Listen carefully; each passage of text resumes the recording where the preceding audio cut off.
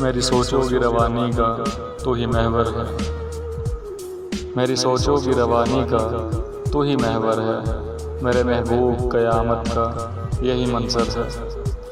تو ملا بھی اور مل کے بھی ہمارا نہ ہوا، میں تو ٹھکرایا ہوا تھا زمانے بھر کا، مگر نقصان اس سب میں تمہارا نہ ہوا۔ تم تو کہتی تھی کہ تم کو ہے بہاروں کی قسم، زرد پتوں کا سزاوار نہ ہونے دو گی۔ پھر کہاں ہے تیری خاموش وہ ٹھہری آنکھیں جن میں بستے ہوئے خوابوں کا حوالہ میں تھا؟ اب کہاں ہے تیری اجلی وہ روشن صورت کہ چمکتی ہوئی جبیں کا اجالا میں تھا؟ میں تو بکھرا تھا پہلے ہی، سمیٹا کیوں تھا؟ میں تو اجڑا تھا پہلے سے ہی، تھاما کیوں تھا؟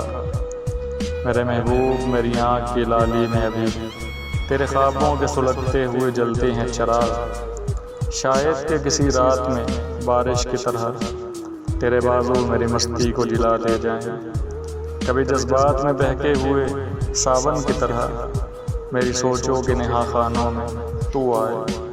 میرے محبوب میرے پہلو میں دھڑکتا ہوا دل، اس میں بستے ہیں تیرے پوشیدہ سے جذبات ابھی، کبھی آتے ہیں بہاروں میں جھلسے ہوئے دن، سبز پتے بھی کبھی شاخ سے جھڑ جاتے ہیں، سوکھے بادل بھی اچانک سے برس جاتے ہیں، یوں ہی دھڑکن میں تیرا نام دھڑکتا ہے ابھی، یوں ہی آنکھوں میں تیرا چہرہ ٹھہرا ہے ابھی۔